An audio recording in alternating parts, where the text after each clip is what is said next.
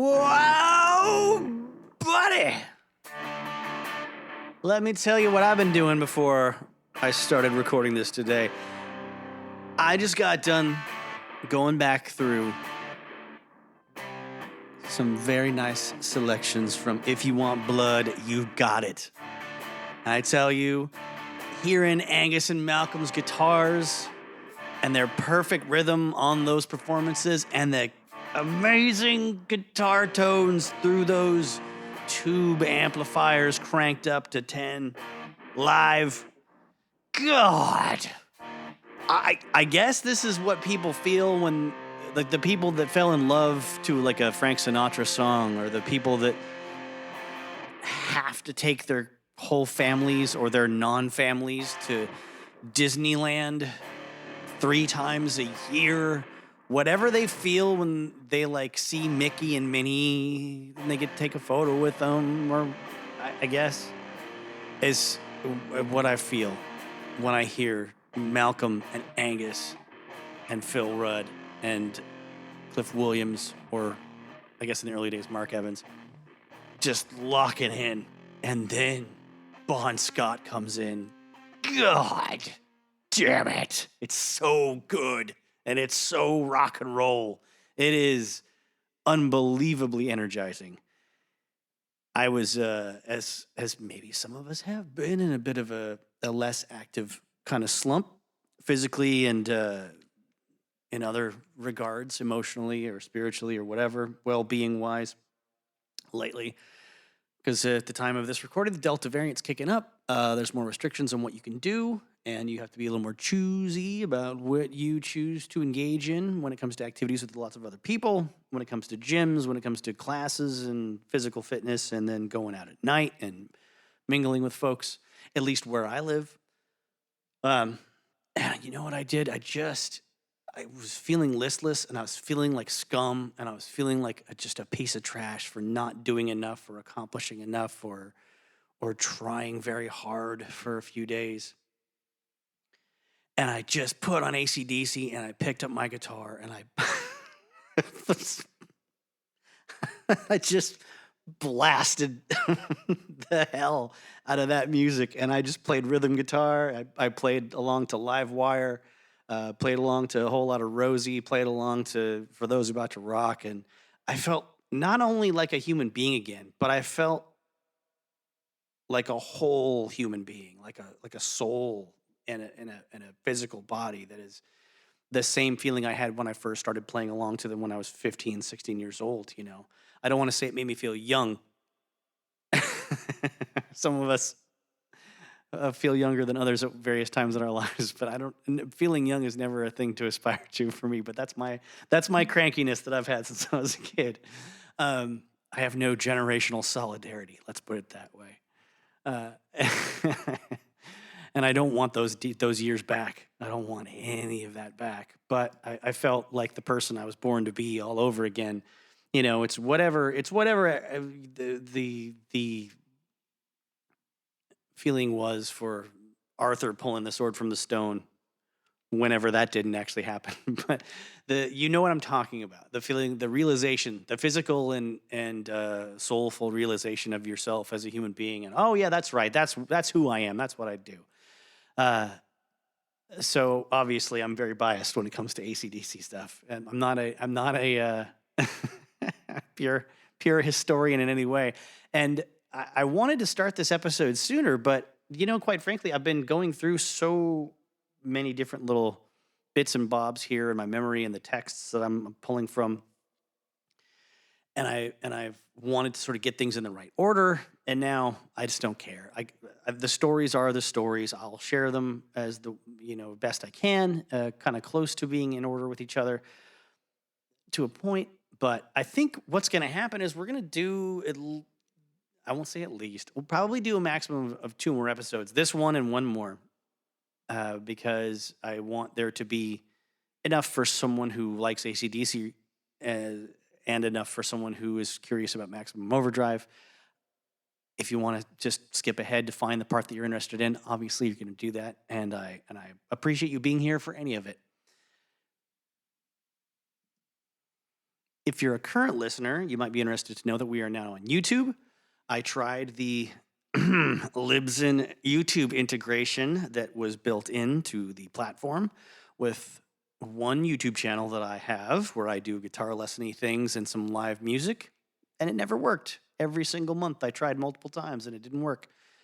Then I flipped over to my backup YouTube channel and it worked just fine. So I've got about 6 or 7 episodes up now. There's a playlist of rock and roll history on there. It's Just the Worst Ever is my sort of title on YouTube. Obviously, the actual URL is very complicated to spell out, and I won't. I'll probably throw it in the description of this piece, and you can hopefully copy paste it or whatever. Or I'll just throw in the link tree. My link tree should have Instagram, YouTube, a buy me a coffee link if you want to contribute something. And that's most of it. I'll add to it in the future, I'm sure. I've got some SoundCloud stuff. I've got some Bandcamp stuff that's very personal that I'll probably start including as well to promote just, I don't know, other little things I do.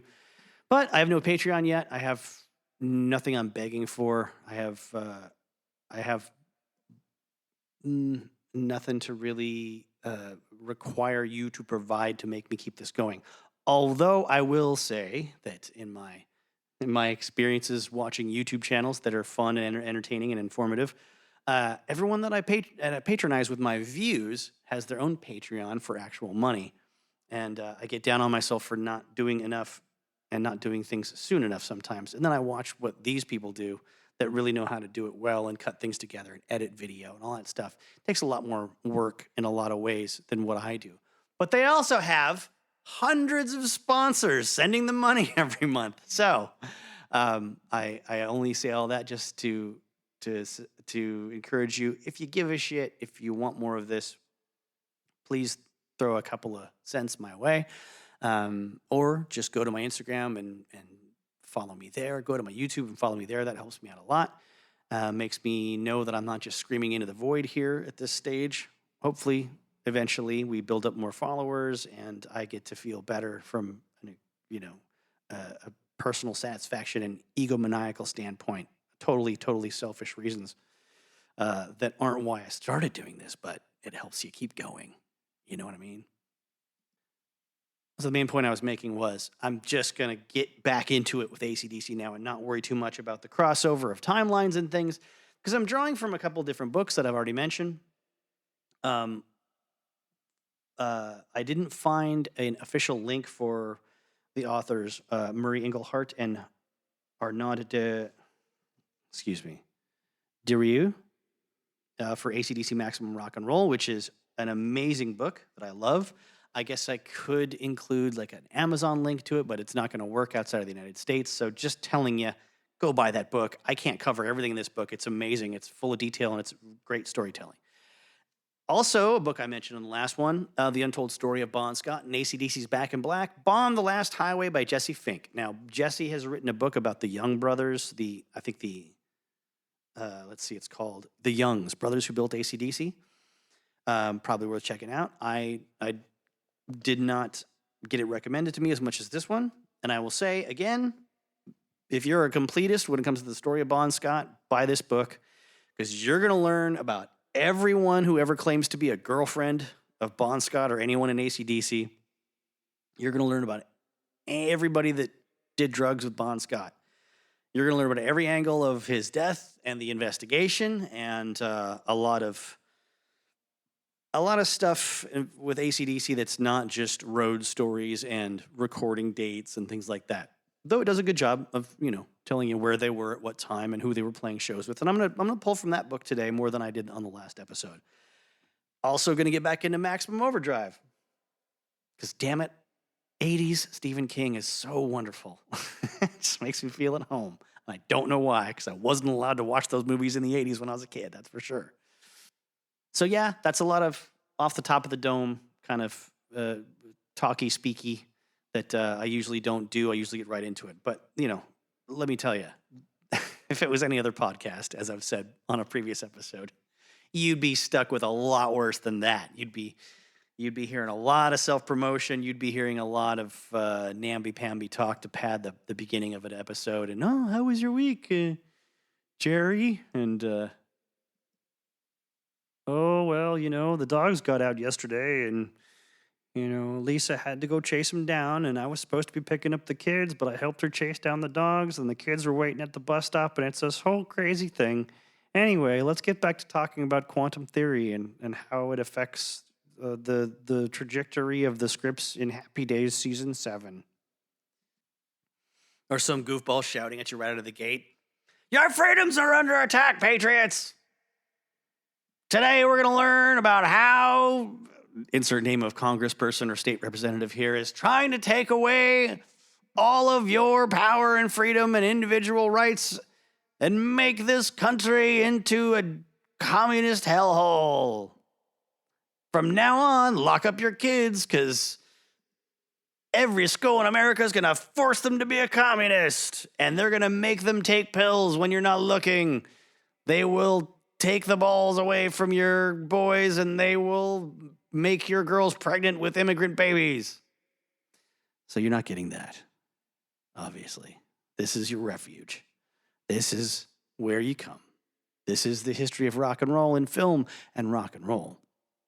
This is for the people that give a damn about guitar tones and frame rates and, well, I don't give a damn about frame rates. That's too smart for me. And who was directing what at what time, and who the person providing the drugs on the set of the movie were, and who were the person providing the drugs backstage at the show in the green room for the rock concert, and who was the producer making the hit albums happen, and why does everyone in the band hate that person after they were so successful together and sold so many records.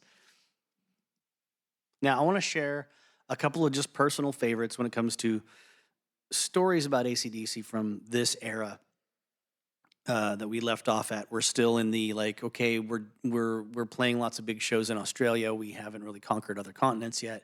We haven't become famous in America or England yet. But this is about the time when, let's say, we got High Voltage has come out, or we're working around that time. The song "The Jack." A couple things I love about that song. First of all, if you never listen to the blues and you're a guitarist, just listen to that song, and that'll be your gateway drug to blues playing.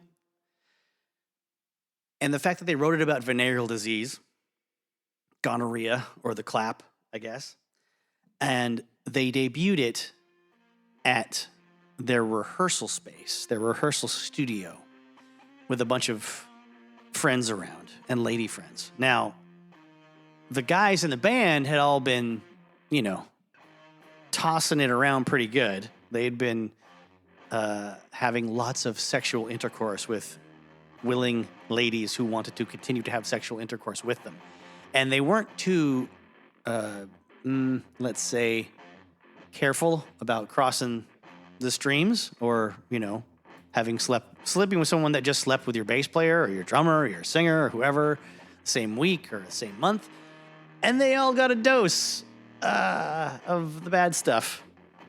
And so when they debuted the song for their friends and girls that were hanging around, I won't say girlfriends necessarily, I don't know what this arrangement was, Bon actually started pointing out individuals in the crowd because they did all the math and figured out who had been screwing who when they got what they got.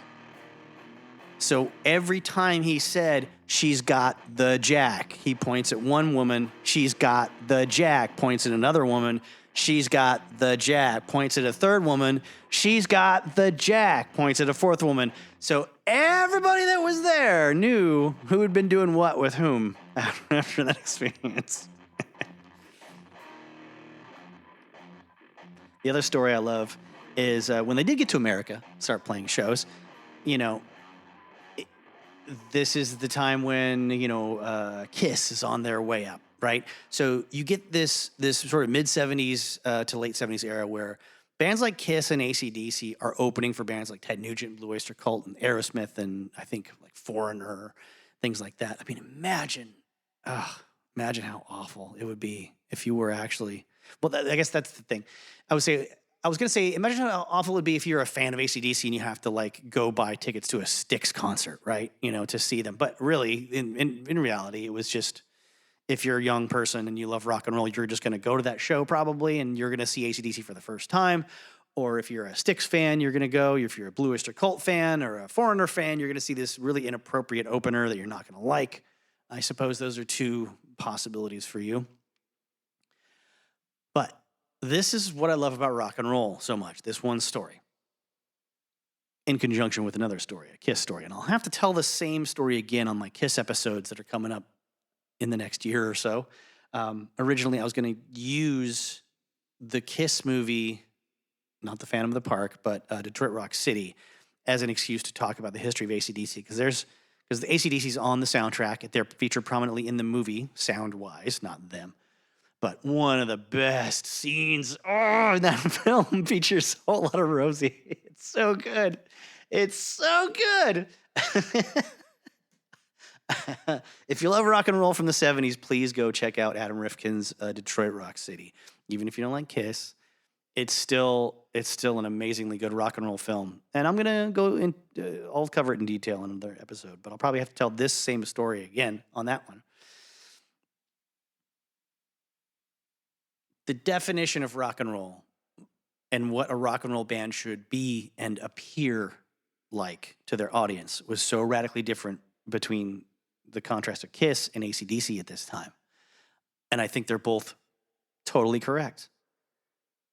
Kiss would go to the bar or the club or wherever they were playing 5 hours earlier than any normal band would, because they would set up their equipment and test all the sound and do their sound checks and then leave to go, have their dinner and then put on their makeup and their boots and their costumes, simply because to them it was not rock and roll for their prospective audience, whatever audience they had at that time. It varies depending on what era you're talking about, what month of what year, and what town, and like they were opening for Blue Oyster Cult at that time as well.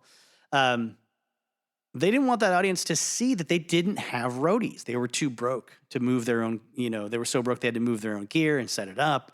And like, you can't believe that we're a bunch of like wild and scary caricatures of these, images that we want to leave you with if you see us tuning up our guitars and going, check, check, check, 1, 2, and then come back out with makeup and go, be scared of us now, which is totally valid.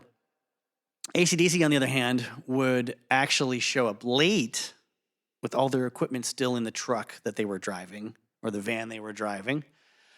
And they would not go through the back entrance. Sometimes. I'm not saying this is every date on the tour. I'm just saying I read this story once and I loved it. And I don't remember what it was from, probably a guitar magazine.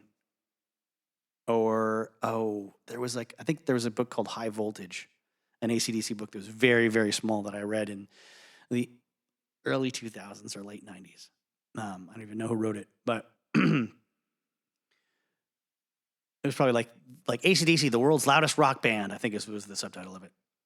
They would just pretend that they broke down like 2 blocks away from the venue and then all get out and then push the van the remainder of the drive to the front of the club and then start rudely loading in their equipment through the front door, through the entire crowd to the front of the stage and start piling it up. And then people would help them out, and help carry stuff, and watch them set up all, blue collar and tough, get up there and go, yeah, we're AC/DC and they're going to rock your private parts off.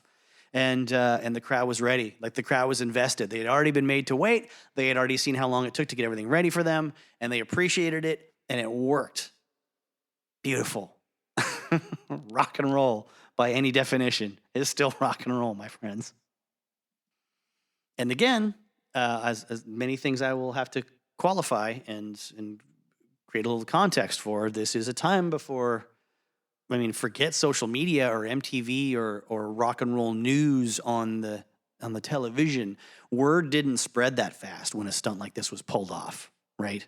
Like, if you saw them in Kansas City, you didn't call all the AC/DC fans in the country and tip them off to this thing that happened, so that eventually, after about a week and a half, everyone starts to get wise to the ruse. So now let's talk about how they get to America, or at least get out of Australia. It starts with Atlantic Records, USA, turning them down and not signing them. Then a guy named Phil Carson at Atlantic Records in the United Kingdom jumps on the opportunity to sign them to a worldwide deal. So America now has no control over their career in the more technical regard for this initial time of their career. There's a fellow named Michael Browning who works for AC/DC and is trying to get them some representation in other parts of the world besides Australia. He's a manager of some sort. I apologize, Michael Browning, if you're listening to this and you're not getting your due. There's a lot of names in this story, and I'm jumping around a lot. He has a sister named Coral. Now, Michael is planning a UK tour for early 1976, and Coral lives in London. She's shopping a record deal for the band on his behalf and booking club dates there. She meets with Phil Carson from Atlantic, UK, in her capacity as a manager of a keyboard player named Rabbit, who used to play with the band Free. If you don't know Free, all right now, baby, it's all right now. It's that band that you think is Bad Company because it's got the same singer. Well, remember Free. Free has a guitarist who is hugely influential to a lot of British electric guitarists at the time named Paul Kossoff. That name will pop back up very soon in our narrative. So she gets a meeting with Phil Carson, and he says, this girl walks into my office. She is drop dead gorgeous. I thought, this chick looks fucking great, you know? I've got to get to know her a little better, shall we say. not, you know, times have changed. I know it's a very, very boring routine thing to say, but times hopefully have changed a little bit. But she's completely professional. And she sits down. We make the deal about Rabbit. She absolutely knows what she's talking about. And that was the end of that. I was about to ask her out for dinner, and she said, look, I hope you don't think this is inappropriate, but my little brother manages a group in Australia, and they're very big. In 1975, nobody cared about Australia, and who was big in Australia didn't matter to anybody signing groups at that time. But I want to go out with the girl, so what am I going to say? No? So I said, okay, you want to leave something, and I'll listen to it. Okay, so Coral doesn't just leave a tape. She opens up her briefcase with a projector and a screen in it, and then loops up a film reel of AC/DC playing a show. And Phil Carson loves it. He says, he'll be happy to sign the band and put them on this tour of the UK with a band called Backstreet Crawler. This is scheduled to take place in just a few months. And Phil Carson says, I thought, well, I want to sign them. And obviously, if I wait, she's going to bring the group to England and someone else is going to sign them. But I thought I'd better make it a cheap deal because if I don't want Jerry Greenberg, the president of Atlantic US, going nuts because he doesn't like the band and he comes back from vacation and finds out what Phil Carson has done. So he says he makes a deal with a royalty rate of 12% and an advance amount of money for $25,000 an album for the world outside of Australia. This is why we have a different sort of order of release of albums from AC/DC in Australia versus the rest of the world. This is why, Dirty Deeds Done Dirt Cheap, the album came out, in America well after it was released in Australia. This is why 74 Jailbreak had to come out as a smaller album or an EP that had certain songs that were left off the American or maybe European as well, I don't know, releases of earlier albums. But he says it's a one-album deal with an option for 2 more albums each year and then 4 options. So for $25,000, he signs AC/DC for 15 albums. That's the initial deal. And he says, well, no one can shout at me if I make a deal like that. For Christ's sake, I've only got to sell 10,000 records in England, and it's okay. And I felt sure that they could do that. Options are basically what a lot of bands would like at that stage in their career if they trust, or a record label, if they have good lawyers, is they would like it if a record label comes to them and says, we think you're so good, we want to invest in a multi-album deal with you for this contract. Let's say 3 albums or 5 albums, and we're talking 1975. We're not talking today when there's like no such thing as anything that I'm talking about. But we want to lock you in so you don't go somewhere else, and we want to give you a certain amount of money in advance to make those records, and then we recoup what we gave you, and then you start making money big time as you keep selling. But an option deal is basically, all right, we'll take a chance on one record for sure. You could technically sue us if we don't put out one album of yours. And even if you do try to sue us, we have more money for lawyers than you, so go ahead. And then we have a certain amount of time dictated in the contract to pick up our option. The option is, by a certain due date, you legally inform them that they are contractually obligated to make another record. Right. And, in this case, there's more than one of those built in. They have multiple options. So even if they choose to make a second record with AC/DC, they don't have to pick up the option after that. They're not liable for releasing anything they don't want to. And funny enough, that's how the Black Crowes renegotiated their terrible, terrible, terrible deal with the Deaf American Records and Rick Rubin. But that's a story for another day. I don't know. Is there a good movie to talk about the Black Crowes with? I just saw them, White River Amphitheater, and they were amazing. Never seen them before. I'm so glad I finally did. Anyway, Rick Rubin's a scumbag. Even though he meditates a lot and he's a vegetarian. Ask the Beastie Boys. Ask Glenn Danzig. Ask the Black Crowes what they thought of his idea to change their name to the Cobb County Crows. All spelled with K's. And the fact that his name wasn't on their first album until it sold, a certain amount of copies. Then he was suddenly an executive producer, even though he had nothing to do with the recording. But they forgot to pick up their option. The option came and went. The due date came and went. So then the Black Crowes got to get their legal representation in order, and their legal representation said, okay, now you've lost this band that's made you a bunch of money. You can make a lot more money if we renegotiate the contract. So I'm saying all that to say AC/DC's in a similar situation if they hated their deal with Atlantic, and I'm sure there was a renegotiation at some point. I don't want to get into all that. I don't want to track that information down. I don't know if anyone's forthcoming with that. Maybe it's even in this book, but I can't read the whole book to you. Let's move on to other fun AC/DC stuff. Like when they were recording Jailbreak. They are at a place called Albert Studios, and they're cutting 2 new tracks as potential singles, one of which is Jailbreak.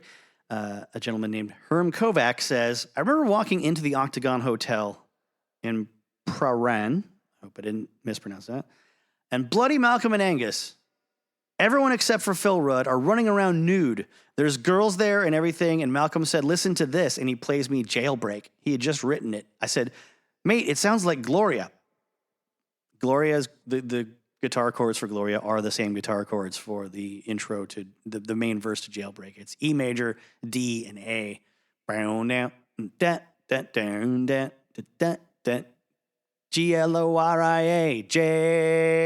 Jailbreak. And there's a guy named Doc Neeson from The Angels who says, this is a story that George Young told us, that Bon was in the vocal booth during the recording of Jailbreak, which was a bit out of the actual line of sight of the control room, and he was coming up to the line of, bullet in his back.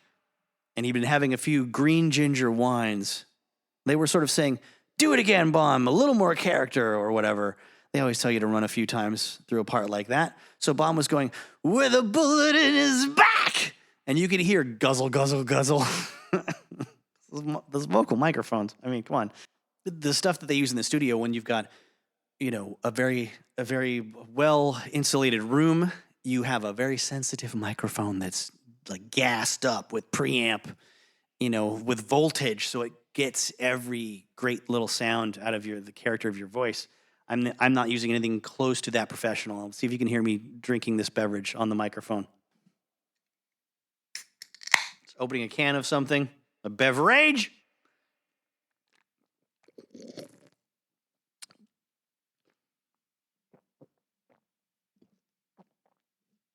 Did that work?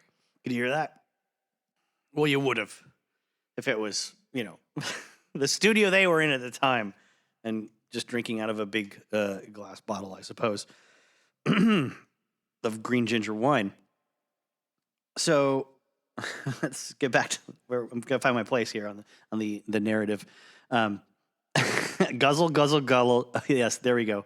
Bomb is going with a bullet in his back, and you could hear guzzle, guzzle, guzzle. Bullet in his back. Guzzle, guzzle, guzzle. Bullet in his back. Bon? And there's that little stop right then. Bon? Bon?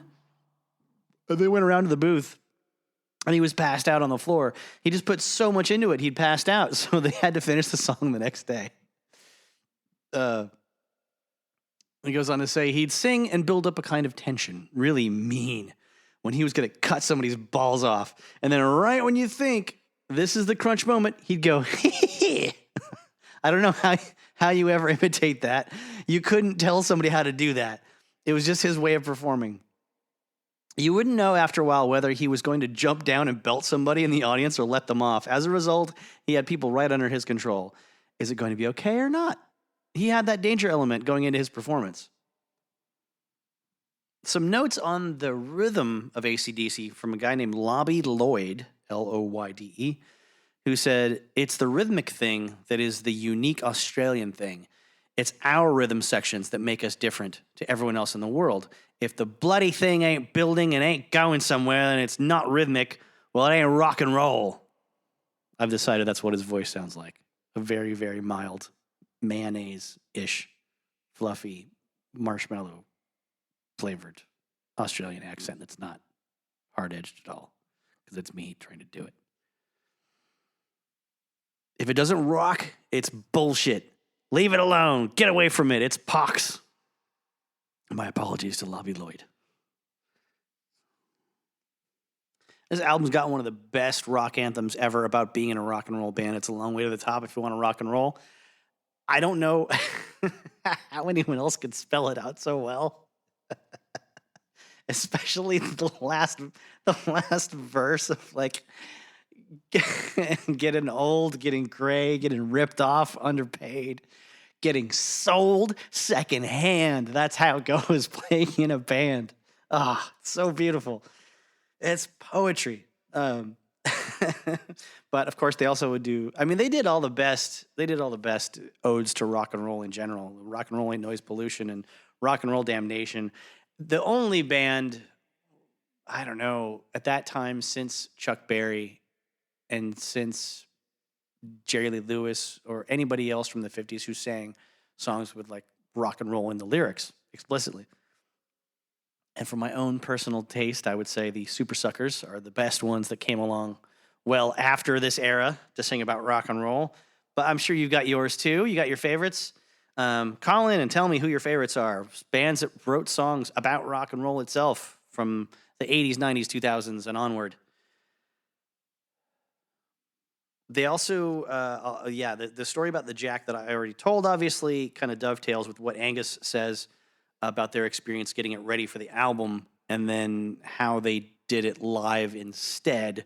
When he said, when we first made the Jack in the studio, they were saying, well, maybe we should do 2 because it's a hooky song and maybe the radio might pick it up. So Bon said, great, now I can be really clever with it.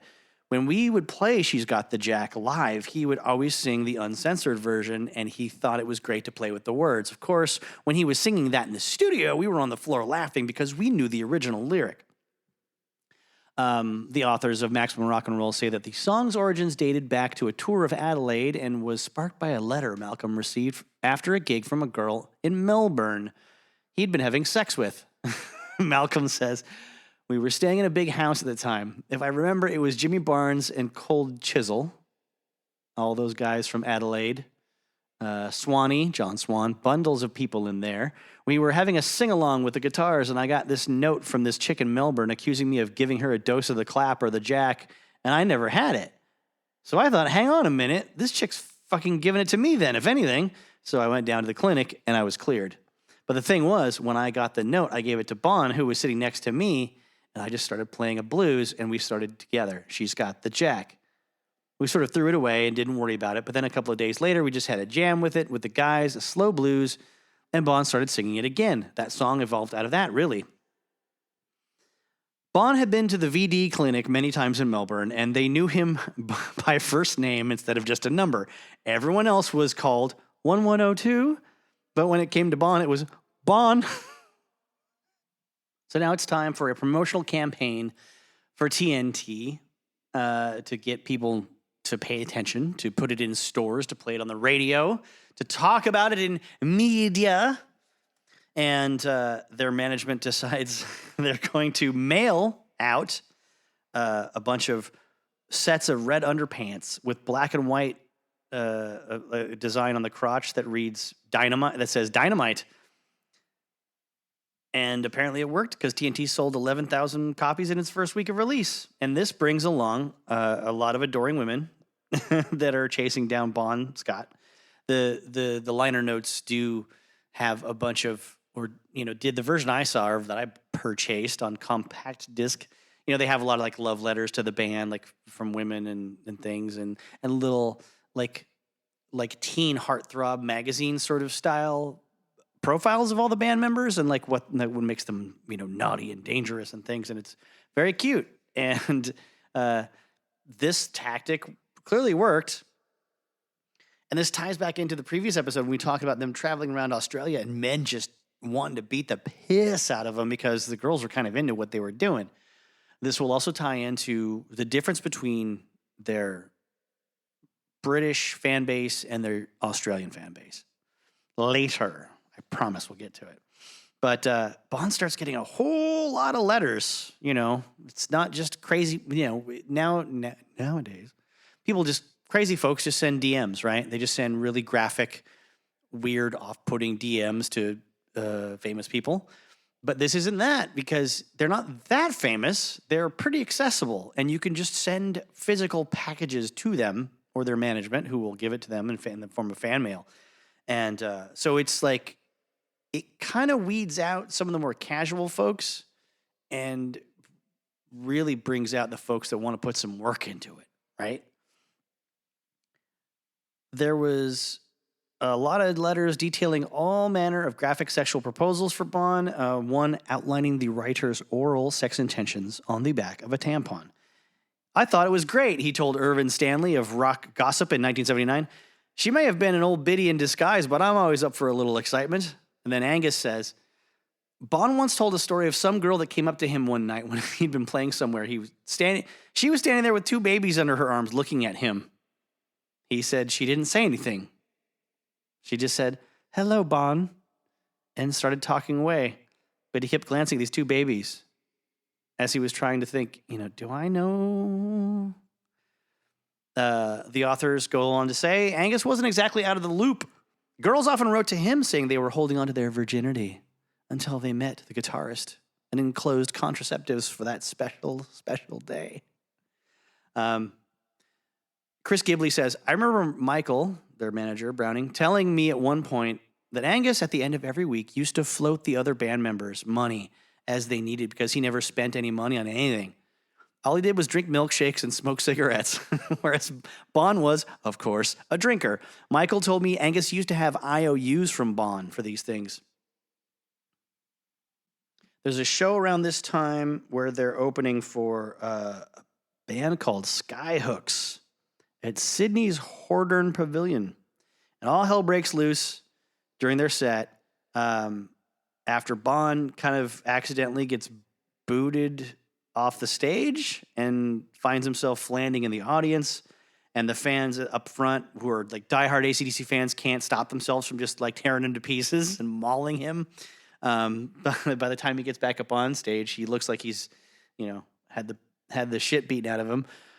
And then a few weeks later at Shepperton in Northern Victoria, it's on again. Angus, according to Maximum Rock and Roll, Angus had barely tolerated heckling by some locals at the show, but later with the band's road crew in tow, he was out for revenge and cornered them. It was on. The problem was the fight was raging just a few meters from the local police station. Angus was physically picked up by a cop and spent the night next door in the slammer, according to Ram magazine on the 23rd of April, 1976. Angus says, you get to some places where there's a town clown. 9 times out of 10, you ignore them. When they get physical with you, you're not going to sort of stand there and let some guy walk all over you. So by the end of that year, High Voltage has reached triple gold status and sold 45,000 units. And they are playing in Adelaide on New Year's Eve. Apparently the band, though they weren't supposedly at fault for this, had been very late going on stage. They got 2 songs into their set on New Year's Eve, and then the venue cuts the power. Oof. So the host of Countdown, the show that we talked about on the previous episode that put them on TV and filmed, some of their, what we see now as their early rock and roll music videos for the songs from High Voltage, decides to give Bon his bagpipes, and Bon climbs up on Molly's shoulders. And they wade out into the crowd while Bon plays bagpipes for them as everyone else just, I guess, gets the hell off the stage and gets their equipment out of there as best they can. Hopefully, he was hoping that would sort of entertain people and make them smile, make them laugh. But in reality, whoever was left at the front of the stage area just stormed it and smashed all the equipment.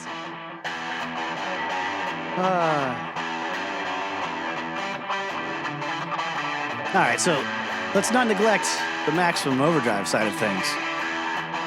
Now, I have enough material to spread things around a bit, so I'm not going to go a full hour on Maximum Overdrive right now. We'll get back to AC/DC pretty quick.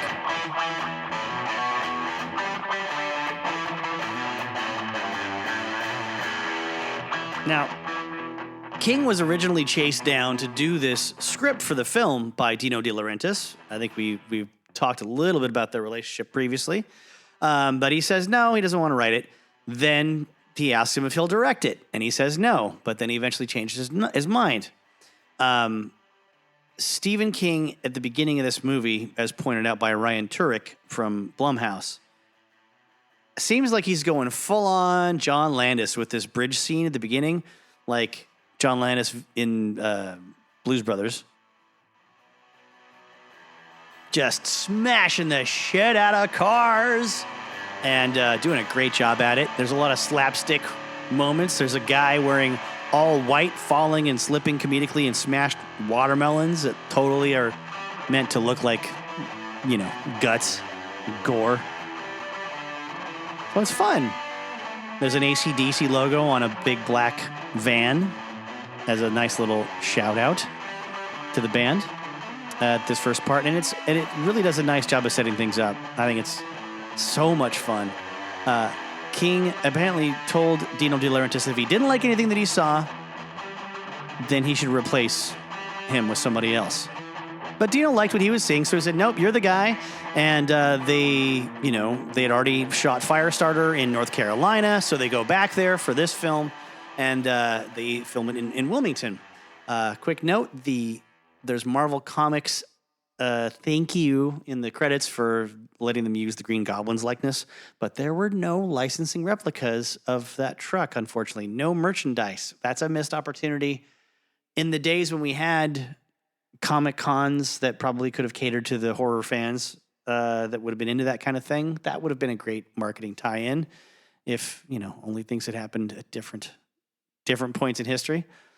I love the sort of arrival of the evil or the destructive powers of the comet, the Rhea comet, RHEA. Any Stephen King fans of The Dark Tower will know there's some significance to that name in the book Wizard and Glass. And I like the idea that even 10 years before Wizard and Glass was published, that evil woman's name was included here. Maybe it's a person who was mean to Stephen King in his childhood. I don't know.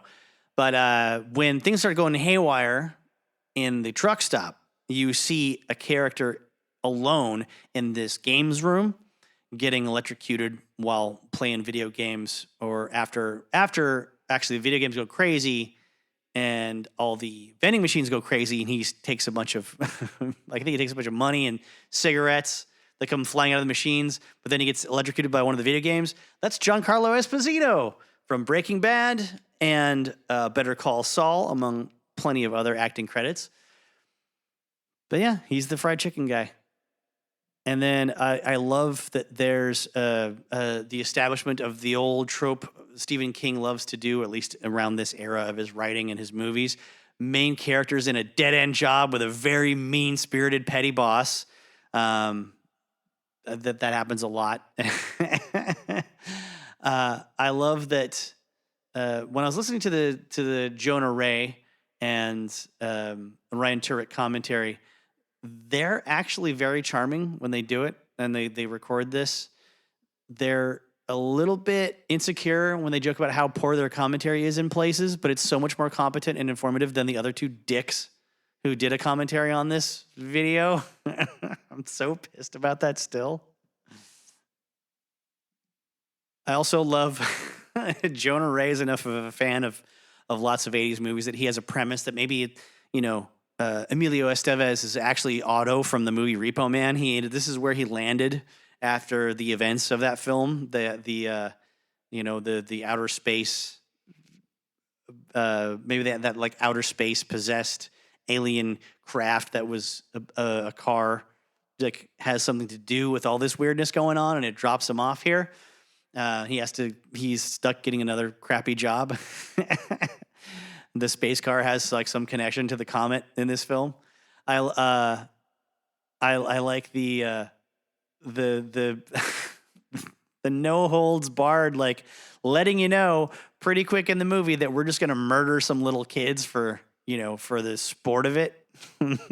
They're just playing Little League. They didn't have it coming. They didn't do anybody wrong. We're just gonna run them over with a steamroller and kill them with like a vending machine as well. And of course, everyone loves the coach, the Little League coach, getting shot in the balls with aluminum cans.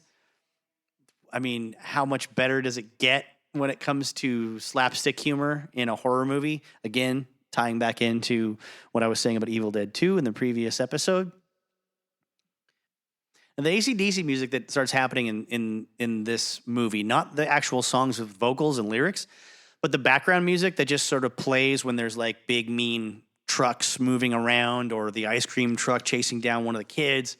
It is obviously just sort of studio outtakes of Malcolm and Angus and the rhythm section of the band, just playing some chords and doing some stuff, or doing something similar to a song that they've already recorded, but there's a little more reverb and echo on things. And it sounds very mid-'80s, which is when it was produced, obviously, so it should for rock music. But it's pretty un-AC/DC sounding production-wise. And we'll get into more details on that later when I get into the albums that were released, like Fly on the Wall and Blow Up Your Video around this time. I'm going to do a whole demo with my guitar pedals all hooked up and sort of explain the difference between the classic sound and this mid-'80s sound. But, it's unnerving, actually, when you're so used to a very, for lack of a better word, dry guitar tone with not a lot of echoes on it and big cavernous reverb. And then you hear this all by itself, and there's no vocals over it, so it's even more noticeable. If you're an AC/DC fan and that kind of put you off, there's a reason for that. As Mike Solklasa famously says, you might not have noticed, but your brain did. I also want to say that this movie does a very good job, better than a lot of modern movies. A low-budget flop of a horror movie that apparently made nobody happy when it came out back in the day. Did a great job of establishing our three young protagonists and their character. Otto's the one to step in and defend his coworkers from this rampaging electric knife. The little boy, I forget his name, on the Little League team, he goes back to check on his dumb coach who got murdered by the soda machine.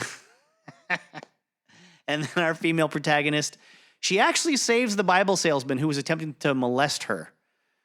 She saves him from getting run over by the big bad, the goblin truck, even though he hasn't done anything really to justify anyone risking their neck for him. They're all very good people. And this is a recurring theme for Stephen King stories all the time.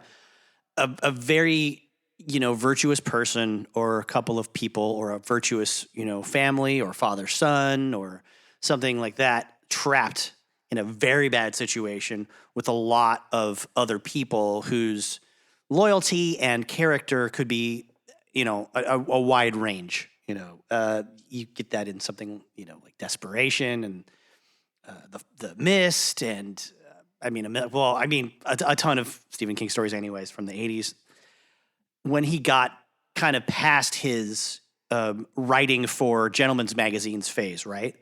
When he got past the Carrie and let's say the Shining kind of phase of like paranormal thing happening and to one person, and what does that do to the family around them or the immediate family unit, or what does it do when it's just a vampire story like Salem's Lot, which is a great vampire story. It's a modernization of Dracula, right?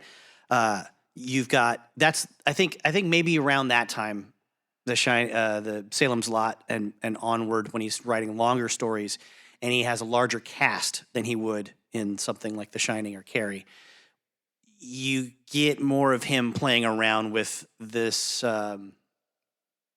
virtuous person or a couple of people surrounded on all sides by adversity and evil.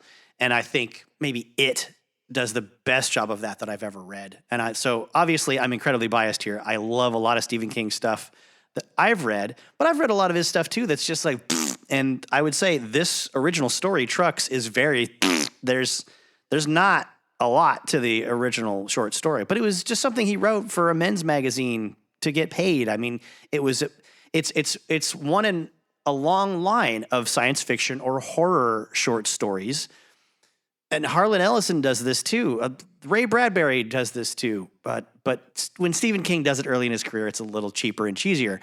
It's not so much about the establishment of a character and a motivation and a quest and a growth and a character arc. No, it's about an interesting idea, a what if. What if somebody was trapped in this situation? What if take away this element of our normal daily lives, and what would people do?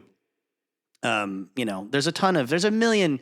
I mean, it's also sort of the basis of every good Twilight Zone story or Tales from the Crypt story, right? But Trucks is really just blah. And it's on the Night Shift compilation of early short stories that includes Jerusalem's Lot, Graveyard Shift, Night Surf, The Mangler, Sometimes They Come Back, The Lawnmower Man, Quitters Incorporated, Children of the Corn. All these, I believe all of those, well, not Jerusalem's Lot, because that's sort of a prequel to Salem's Lot in a way. But all those other ones, they got made or adapted into some sort of video or film or, made for TV movie eventually. And Trucks, obviously no exception. It's got two adaptations. One's just called Trucks, and it was made about 15 years ago by a Canadian film company. And by everything I've read, it's not great. It's not fun. It's very different from Maximum Overdrive. Maximum Overdrive doesn't make a lot of people happy except for scumbags like me who just love, the gags, love the gore, love the kills, love the wild characters and the crazy situation. Like I think it's just fun in and of itself for being a product of mid-'80s trashy horror cinema that it is. And yeah, there's a lot of other. It's not the Shawshank Redemption. The people criticizing this movie drive me bonkers. Like, what do you, a Hostess Twinkie is not a pot roast. Just get on with it. Go watch something you like. But all the criticism in the world that's directed at it is justified. The rules don't make any sense. It's very inconsistent as far as like which machines can turn on people and which machines can't. Like, certain cars you drive operate just fine. Every other car wants to kill people. The motorboat at the end operates just fine, obviously. Or are they just using the wind to get out of there? I don't know. I think if it was possessed by the evil comet spirit or gravity change or whatever, then it would turn itself on and like try to kill the people. For as far as this original story, it doesn't even. I admit I own it, and I didn't read every word of it. I just flipped through it the other day, trying to find any mention of the comet or any mention of why things are happening. I'll just read like the last page of it. Let's see. I can't sleep. The girl is sleeping. She's sprawled over in the corner with her head on a tablecloth, and her face won't unknot itself, even in sleep. It's the timeless, ageless face of the war hag. I'm going to get her up pretty quick. It's twilight, and the counterman has been out there for 5 hours. So they're keeping watch. Still, they keep coming. I look out through the wrecked window, and their headlights stretch for a mile or better, twinkling like yellow sapphires in the growing darkness. They must be backed up all the way to the turnpike, maybe further. The girl will have to take her turn. I can show her how. She'll say she can't, but she will. She wants to live. You want to be their slaves, the counterman had said. That's what it'll come to. You want to spend the rest of your life changing oil filters every time one of those things blasts its horn? We could run, maybe. It would be easy to make the drainage ditch now, the way they're stacked up. Run through the fields, down the marshy places where trucks would bog down like mastodons and go back to the caves. Drawing pictures in charcoal. This is the moon god. This is a tree. This is a Mack semi overwhelming a hunter. Not even that. So much of the world is paved now. Even the playgrounds are paved. And for the fields and marshes and deep woods, there are tanks, half-tracks, flatbeds equipped with lasers, masers, heat-seeking radar. And little by little, they can make it into the world they want. I can see great convoys of trucks filling the Okefenokee swamp with sand, the bulldozers ripping through the national parks and wildlands, grading the earth flat, stamping into one great flat plain. And then the hot stop trucks arriving. Oh, excuse me, the hot top trucks arriving, like paving, tar, and asphalt trucks, excuse me. But they're machines. No matter what's happened to them, what mass consciousness we've given them, they can't reproduce. In 50 or 60 years, they'll be rusting hulks with all menace gone out of them, moveless carcasses for free men to stone and spit at. And if I close my eyes, I can see the production lines in Detroit and Dearborn and Youngstown and Mackinac. New trucks being put together by blue collars who no longer even punch a clock, but only drop and are replaced. The counterman is staggering a little now. He's an old bastard, too. I've got to wake the girl. 2 planes are leaving silver contrails etched across the darkening eastern horizon. I wish I could believe there are people in them. And there you go. They're just trapped. It's a bunch of people trapped in a place. They kind of freak out. They talk back and forth about what's happening and what they get threatened by the machines. A couple people get killed, I think. I don't know what to tell you. It's just a short story about an idea and people being trapped, and then knowing that they like the loss of hope of getting out or going somewhere else because they're so isolated. That's a cool sort of mechanism for a story, I think. But Maximum Overdrive tries to expand on it, and it's pretty silly. What else are you gonna do? I don't know. Not that you care. I love it. I love how silly it is. And there's something very scary to me about the intro when the bank sign says like "fuck off" or "fuck you" and calls Stephen King an asshole. I mean, there's something really strangely. It's so weird and out of place and unprovoked to see like a digital readout saying something threatening. That really does, it hits something inside me. It makes me uncomfortable. The rest of it, though, is just fun. Supposedly, there was an earlier version of this before it got edited to get an R rating. The MPAA gave it an X because of all the gore and all the kills. George Romero got to view that print of it, supposedly, and said it was, too much, even for him. I think that leads me to sort of my interpretation of the premise is very much a George Romero type premise. Obviously, I'm a huge nut for that guy's work. Just rewatched Day of the Dead a couple weeks ago for the first time in a long time. Holy smokes, is that an amazing masterpiece of gore? for the mid 80s, for about the time that this came out, actually. And, Night of the Living Dead was a premise that was hinted at, but not fully confirmed. They didn't hit you over the head with it like this movie does with its intro exposition. This movie just blatantly states, hey, there's a comet. And as soon as its diffused tail envelops the path of the Earth's orbit, then all this is what you're about to see is what's going to happen as a result. In Night of the Living Dead in 1968, I believe it is, there are people rising from the dead, the recently dead, not people coming out of their graves or anything, but just the more recently dead having some part of their brain or pituitary gland and like the frontal lobe of their brain, I believe, reactivated by something. And it's only halfway through the movie when the survivors nearby this farmhouse can get the radio and the television working. Do we start seeing news broadcasts and interviews with scientists like hurrying from one building to their cars to try to like not answer too many questions.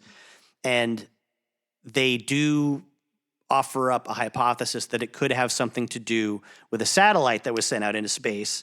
And there was so much radiation detected on it during its return that scientists and the Defense Department decide it's too dangerous to bring back into Earth's atmosphere, so they send a rocket out to destroy it. Well, that explosion just blasted the radiation around the world, supposedly. That's their best guess. And that might be what's causing things. So it doesn't really matter in the big scheme of things because the film only deals with the folks that are trapped in that farmhouse and how their little band of people comes together and then breaks apart in tragedy. Much like, Maximum Overdrive. There's a million other horror stories that have that same type of isolated people freaking out in an enclosed space while there's some sort of aggressor on the outside coming in to get them sort of idea. This is also done in a really fun way with Maximum Overdrive because these people don't know what's going on outside, I don't know, the county they're in or how far could they get before they get crushed by some other trucks. Do they want to just sit there and wait it out? Do they want to just see if this is a temporary thing? Eventually, of course, they escape on a boat, and then things are okay. At its core, I would say Maximum Overdrive is a zombie film, just with machines. I hate how things get tied up so neatly in a lot of films and TV shows. Like sometimes it's okay, and especially scarier if you don't know why shit's going wrong. Although I guess in the short story, it's kind of unsatisfying not to know. But maybe the audience finds out, but the characters don't know. That's kind of a cool way to approach it, I think, sometimes. Now I have to draw a line between that level of ambiguity that fuels more fear and the lack of writing that leads to a million fan theories as the only way to make sense of, like, I don't know, $1 billion film or TV series that's just irresponsibly written. There's a difference there. Looking at you, J.J. Abrams, Rian Johnson. Sorry, I've deviated quite a bit from the main thrust of this narrative here, but if millions of people have to come up with fan theories to explain your crappy story, then maybe it was just a crappy story, no matter how expensive it was. There's an interesting conversation from our commentary folks, Jonah Ray and a guy from Blumhouse. I have to go back. Ryan Turek. There's a kind of a cool conversation they have about how this premise would be set up in the modern day. Like if you did it now, all the ideas that basically have been tried in one way or another at this point, AI going wrong, that's an old trope now. Russian interference with our technology would be something that's on people's minds these days. I say that as an American. Obviously, if you're hearing this in Russia somehow, I'm not saying anything negative about you and your people, but it is a trope in our science fiction and action stories. The United States plot, like a government plot or a scientist plot within the U.S. government to experiment on their own people or to create simulations for things that could happen in future wars gone wrong, that goes wrong. I don't know. This cheeseball little movie is in a lot of ways better than a lot of the more modern approaches to this same kind of idea. At least it's got a sense of fun and some heart and some wackiness. Maybe heart is too charitable a word. This is why I'm not a professional film critic. It'd be so unsatisfying if I was. But to tie back in again to the things that I do like about this as a Stephen King story, I always enjoy the Stephen King stuff where they have this element of a destroyed world that a character walks through, like in The Stand, and you get to see how people died from this calamity that sets off the motion of the story itself. You know, that was great in the later released expanded version of The Stand. It didn't really drive the narrative forward, but I just loved all the little short stories about these strange places in the country where how people died, even if they did live, and even if they were immune to Captain Trips and they didn't die from the disease, they still died. There's still not enough doctors. There's still no facilities now to take care of people. People still, murder each other while stealing stuff, or like get drunk and fall off of a roof and then die from the infection or exposure or whatever. I have to admit, I also enjoy just the weird, cheesy tone of this movie. If it was played very serious, like The Mist, I don't think you could quite buy it. But it also would have been ruined if they went like all Sharknado with it, like with no seriousness whatsoever. I do feel these people are scared. I do feel these people are freaking out for a good reason.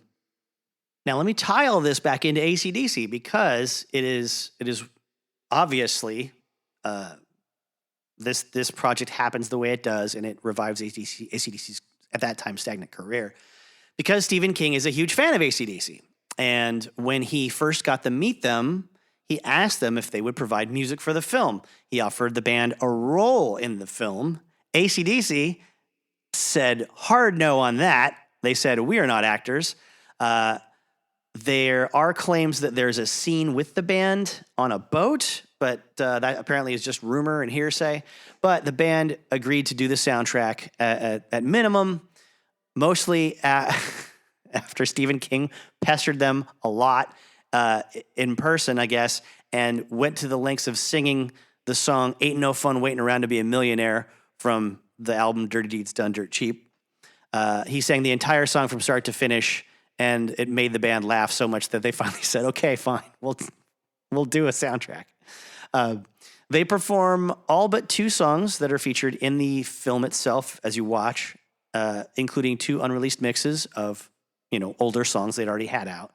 The entire 1987 album, Who Made Who, is the soundtrack to this movie. AC/DC wrote a new track called Who Made Who, and then they had some instrumentals, 2 of which are sort of background music during various kill spots. And those are on the album as well. The rest are all previously released material. At the time of this album's release, many music stores had no idea the album Who Made Who was a compilation soundtrack for this movie, and many mislabeled the album as an AC/DC greatest hits because it's got, You Shook Me All Night Long and Ride On from the Bon Scott era, some older stuff, and stuff that people recognized. Evidently, limited pressings of the album did feature the movie's logo on it, stating it was a soundtrack to Stephen King's Maximum Overdrive. But I would assume, because the movie did not do well, the record label removed that sticker as soon as they possibly could from all future pressings of the compact disc and cassette tape and vinyl record album.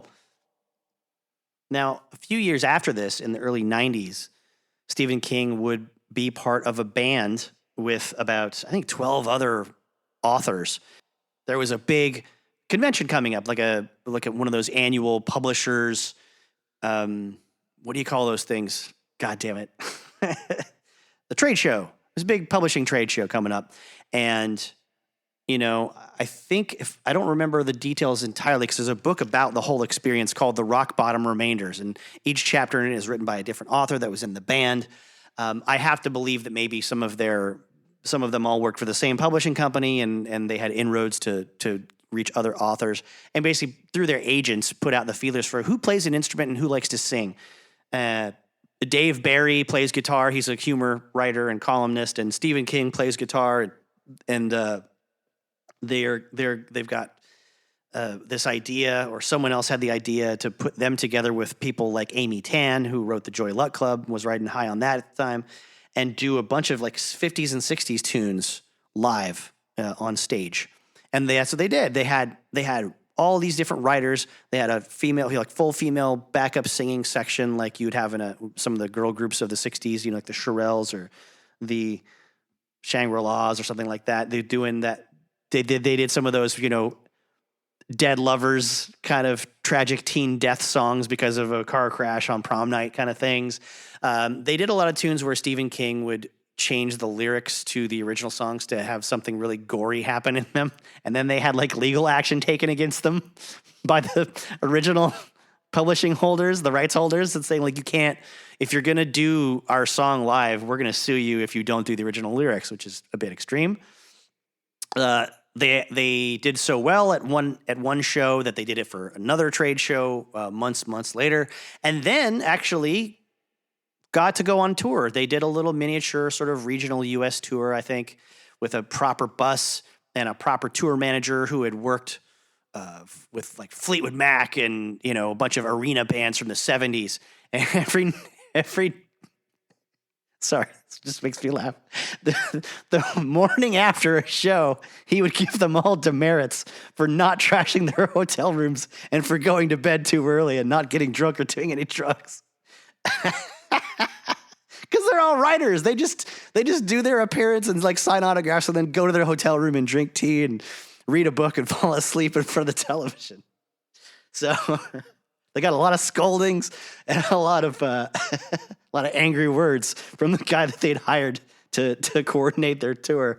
But I say all this to the point of this whole thing is Stephen King's a rock and roll guy. He's a nut for it. And not only did he, annoy AC/DC enough to get them to like laugh at his singing and do this album, they were so happy with how well their album did that they gave him a black Gibson SG guitar. It's the same style guitar that Angus plays.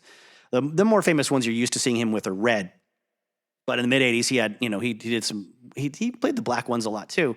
And the '90s too. He switched back and forth on stage. But he played that guitar in the Rock Bottom Remainders. He played it live at all their shows.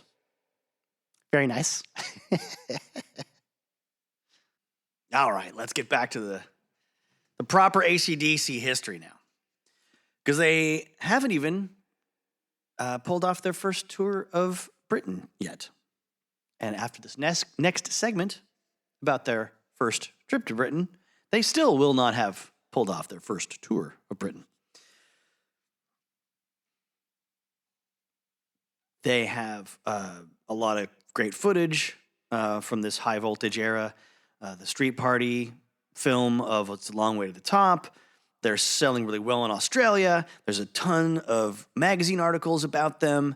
And there's a lot of great imagery of Angus and Bon being these crazy wild men of rock and roll, photographed and interviewed. And it's all working in their favor to drum up some more attention overseas. Another thing that drums them up some attention is the work of a compatriot of theirs named Lobby Lloyd. He says, I was writing a lot of shit for them under a bodgy journalist's name. I used to write all that early AC/DC stuff for Browning. Again, I believe that's their manager on the road. All are some of those dodgy names and those early things. That's all me because I love the band and all the journalists hated them. And I said, man, I can write this fucking shit. We wrote reams of this shit to take to England, got it typeset and fucking printed the crap. And why not? I love the band. So at least I was being positive about what they were like live. They leave Australia about, 2nd of April that year. It coincides with the release of It's a Long Way to the Top as a single, with also Can I Sit Next to You Girl on the B-side, which went to Radio Luxembourg and became their hit pick of the week. Now, before this tour, before they left Australia, Bon decided he's going to get another tattoo for good luck, for the road, for the big trip. And I'm going to jump into some material from an article in the National.Scot. I assume it's just the Scotland version of the National. Online, they mentioned that, he had a patriotic tattoo for Scotland, a lion rampant with Scotland forever etched on his arm. They note that he did lose nearly all trace of his Scottish accent and always credited Australia for the opportunities it gave him and his family, but always spoke proudly of his Scottish ancestry and birth. I think the rest of the article, not too long, is worth getting into. They note that he did acquire his nickname Bon because there was already a Ronald in his class in primary school, and his classmates called the other one Ronald or Ron and called him Bon after Bonnie, Scotland, and it stuck. They say he was most certainly a Scot and proud of it. One of the first things he did when moving to Fremantle was join the local Caledonian Scots pipe band along with his dad, who was known as Chick, where Bon learned to play the drums. He would later learn to play bagpipes and sometimes featured them on recordings and in videos, as we know as AC/DC fans. We don't need to be told that. Early in his career, he was being interviewed by a radio DJ for whom some reason told his listeners that Bon Scott was from Liverpool. Bon interrupted him and said, Kirriemuir, I'm from Kirriemuir, and then had to explain where Kirriemuir was. He dropped out of school at age 15, started working a bunch of different jobs, had a bad brush with the law, which saw him spend months in a young offenders institution, a spell which also cost him the chance of joining the Australian Army. Damn it. He eventually started working as a postman and a barman in Fremantle, and then in 1964 started his own band called the Spectors, Spektors, which later merged with the Winstons to form the Valentines, which did have some minor success before they broke up in 1970. The Valentines was sort of what the guys at AC/DC knew him from. Then they moved. He moved to Adelaide. He joined a band called Fraternity, and then also had some successes touring the UK to support Status Quo at that time. So that's going to come into the story a little bit more very soon here. The band stopped operating in 1973, and he went to work in a fertilizer manufacturing plant by day and started writing music at night. Fortunately, in 1974, two other Sydney-based Scottish-born musicians were looking for a singer to front their band, Acca Dacca, AC/DC, who specialized in a harder form of rock music. They have always been classed as heavy, blah, blah, blah, blah, blah, blah, blah, blah. Yeah. Anyways, that's the important stuff. There's more to the article, but it's nothing you don't already know if you're listening to this right now. So let's get to their attempt at their first UK tour. So they get there, and they find their lodgings. Bon gets his own room, and then Angus and Malcolm are going to share a room, and then Mark Evans, their bass player, and Phil Rudd, their drummer, will share their own room. There's an interesting note in Maximum Rock and Roll about how Phil Rudd soon picked up where he'd left off in Melbourne by taking on hobbies. Back at home, it had been model aeroplanes. Then he began filming everything that moved with an old movie camera he had picked up. In Barnes, his attention turned to toy boats. Much to the disbelief of the local kids, he used to carve up the surface of their neighborhood ponds with these toy boats, I guess, that he was putting together, and then walk away, or purchased, walk away and just abandon the miniature watercraft. While Michael Browning had been to London with the Aztecs and Bon with Fraternity, for Malcolm, Angus, Mark, and Phil, being in the UK was a first. Just to play some armchair psychology here, Phil Rudd's hobbies being things that a person can focus on for long periods of time and require, a lot of attention and attention to detail and things like that, like model airplanes or, whatever gadgets he's getting into. I wonder how much that personality lends itself to the kind of drug use that's going to happen later on. There'll be a couple of episodes we'll talk about in a later episode of this ongoing series. When it comes to his level of commitment to certain activities and what they do to his brain. So I guess their tour was supposed to be with a band called The Kids, who were on the same Atlantic UK label, formerly known as the Heavy Metal Kids. And then that just didn't materialize for whatever reason. They didn't get the tour, they didn't show up, or something went wrong business-wise.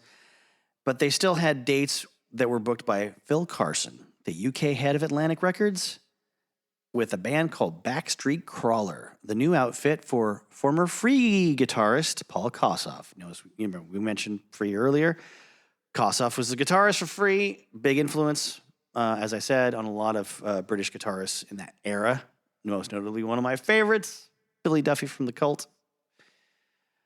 Well, Angus and Malcolm thought this was cool because they'd seen him play at the Randwick Race Course in Sydney many years earlier. But unfortunately, Paul Kossoff was sent from the UK to New York in order to help promote this very show. He was sent by Phil Carson, who felt responsible for Kossoff's band, the Backstreet Crawler. Unfortunately, the flight was too much for him, and all the drugs he had in his system at the time, and the poor gentleman died en route to New York City while on that flight. And it happened so close to the beginning of the tour that there were no bands that could be engaged to take Backstreet Crawler's place for the AC/DC shows. In an interview, Bon Scott said, "That cunt Paul Kossoff fucked up our first tour." But Bon himself, after arriving in the UK, ended up in the hospital after an overdose. Allegedly a virtual repeat of what had happened in Melbourne to him about a year earlier. And that instance was one where he downed, I guess, a shit ton of morphine without knowing how much of a dose he was actually taking, and ended up overdosing and being revived in the hospital. Then on another occasion during this time, he went out on his own to a local pub in Finchley. He had served there behind the bar while he was with Fraternity years earlier. According to Maximum Rock and Roll, reports of what exactly happened vary. Either someone didn't like the look of him, or perhaps didn't like the way Bon was looking at their girl. There's even talk that Bon tried to break up a brawl, but the result was the same. He got a pint glass in the head and was knocked out.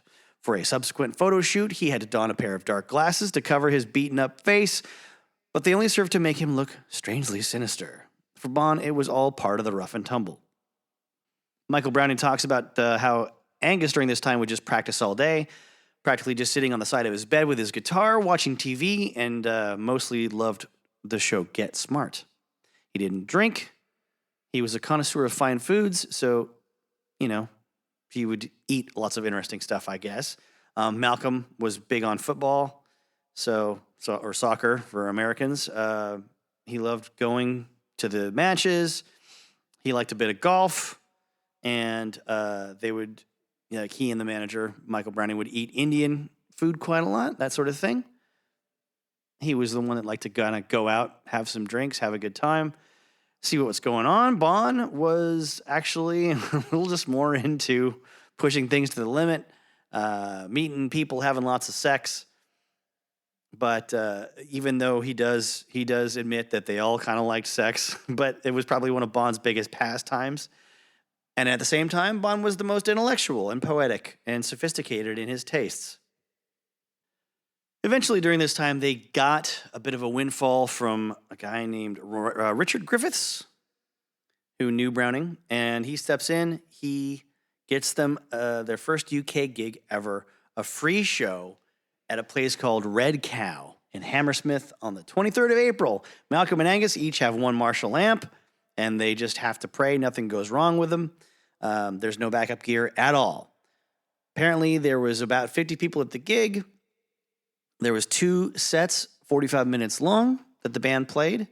There was a short break in the middle. So at that point, a lot of people in the audience went to the nearest phone booth and called their friends to tell them about this band that was playing a free show to come check out.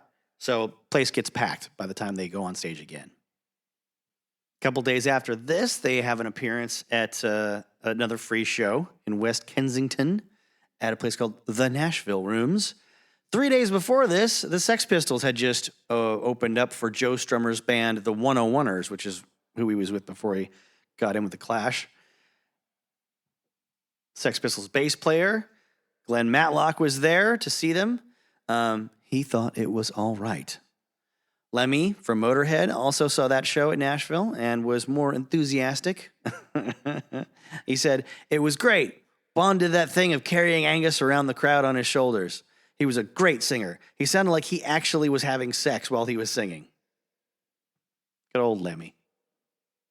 So they continue playing a bunch of little tiny like one-off shows here and there. They get to do John Peel's show on BBC4, which is a big deal. It gets them a lot of promotion. They get to play the Marquee Club, which was fun for them.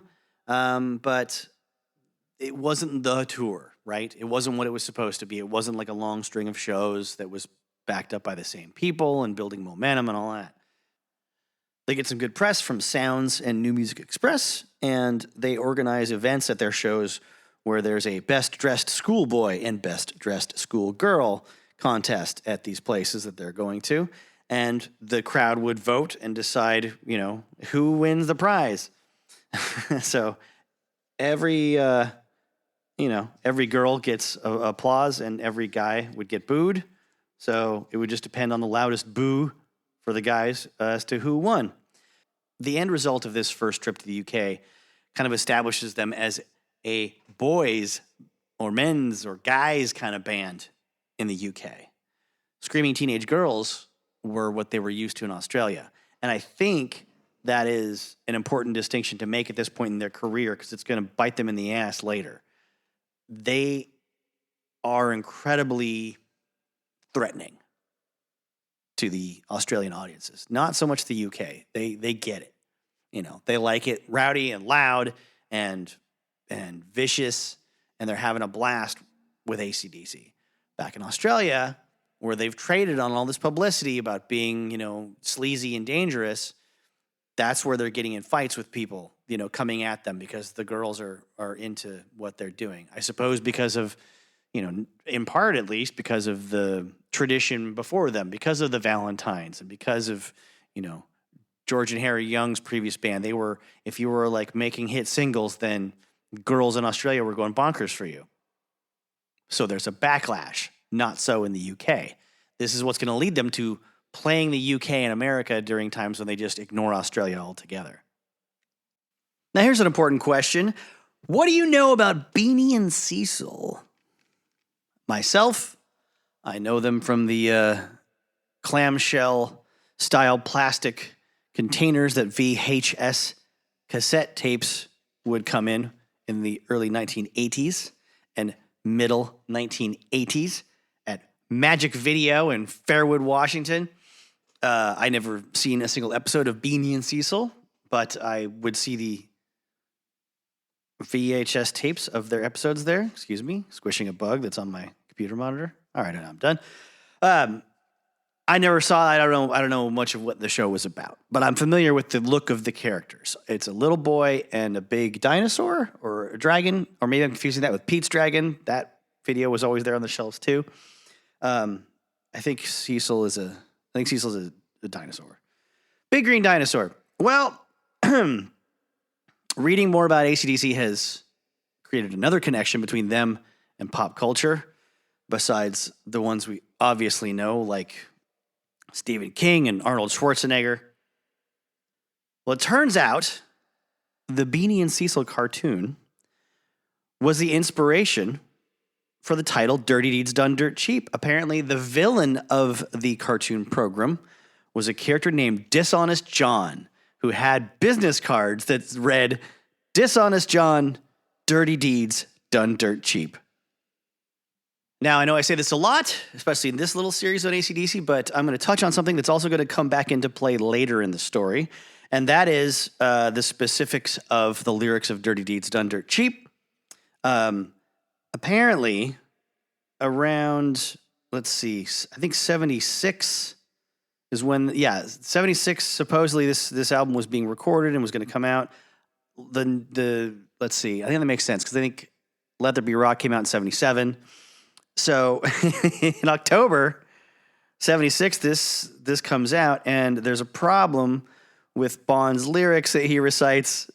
It leads to a lot of disturbing phone calls for a poor widow for some poor widow, not that she's destitute financially. It was actually, she lives in an affluent suburb in Sydney, because people were listening to the numbers that Bond says in the lyrics and ringing her up on the phone. 362436.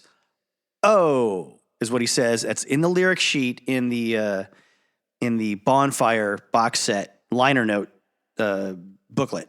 It shows a Xerox copy of the handwritten lyrics of the song, if they're to be believed, as being original. 362436, and then like that, OH exclamation point. Well, apparently people dialing 362436 would get this woman's home, and heaven only knows what they were saying to the poor woman. But he was asked about the phone number. What's the story about putting this person's phone number in the lyrics? And he says, it's not a phone number. It's just 362436. What's the problem here? It was that same brick house, sort of allusion to a woman's measurements. 36, 24, 36. Wanna win a hand now. That's gonna be bad news for some Americans when AC/DC gets more popular in our country later in the story. This is around the time when their former allies at, let's see, what is the station? Sydney radio station 2SM, who had been supporting them up to that point, started referring to them disparagingly as a punk rock group and threatened to stop playing them and stop promoting any of their future shows if Angus didn't stop taking his clothes off on stage, which, if you don't know, was a staple of their live show. Him doing a whole striptease in the middle of their set, and usually dropping his pants to the crowd and mooning them, no underwears on. This would have to be tailored eventually to certain locations where he had to just have some wacky underpants on instead and not actually show them his bare ass. But the community is also worried about the bad influence that AC/DC is having on minors in Australia. There were, I guess, instances of the Minister for Youth and Community Services, Rex Jackson, saying that tattoo parlors would have to be policed to make sure no one under the legal age of 16, you could be 16 in Australia in the mid-70s and get a tattoo, because too many underage kids were getting AC/DC tattoos of some kind or another. Over in America at this time, there's a problem that AC/DC can't really break through. That is that the rock airwaves are dominated by Fleetwood Mac and Peter Frampton and the Eagles. And the harder-edged music, only gets as hard as Ted Nugent and ZZ Top and Aerosmith. And only then, because of relentless touring in stadiums around the country, does this happen. The demand, Kiss, same thing. Kiss had to come up with, their own, well, they didn't come up with it, but their fan base had to mobilize into something called the Kiss Army and just pester the bejesus out of radio stations in their local towns to annoy them enough to play Kiss songs on the radio. AC/DC had none of that exposure because they had none of the touring experience. They couldn't get on the radio. They couldn't get any real attention until they got over there and just pounded the pavement for a long period of time. And they were going to do that with the Dirty Deeds album, the Power Age album, Let There Be Rock, previously mentioned, actually comes before Power Age. And then they'll finally break through big time with Highway to Hell with the help of the producer, Mutt Lange. I personally feel like Power Age and Let There Be Rock sound amazing. They sound like the band is kind of getting better with their songwriting and writing more effectively and cleverly, while at the same time, the production of it, the way it's recorded and presented to you on the albums makes it feel like AC/DC is right there in your room with you or in, your garage with you. You hear the drumsticks clicking before the song starts. Someone count 2, 3 on some songs. You can hear the rawness of the guitar pick on the strings itself. This is going to change in a good way with Highway to Hell and Back in Black. Mutt Lange is going to run them ragged, doing take after take after take after take to stack the sound of guitars recorded multiple times on top of each other and stack the sound of vocals recorded multiple times on top of each other to create a illusion of a larger band of people playing at you. It's a trick that, Queen did better than probably anybody in the 70s ever did. It's not the Sex Pistols, but it sure as hell isn't the Eagles either. It certainly isn't Dan Fogelberg. Yeah, I went on a limb with that one. I take a stand. I take a hard stance, people. Hot takes, that's what I'm here for. I'm saying to you, AC/DC is not Dan Fogelberg. So let me also clear up a couple things before we move on to the Dirty Deeds and afterwards era. I have been confused for years about some of this stuff. Thanks to Wikipedia, I can try to unravel some of it.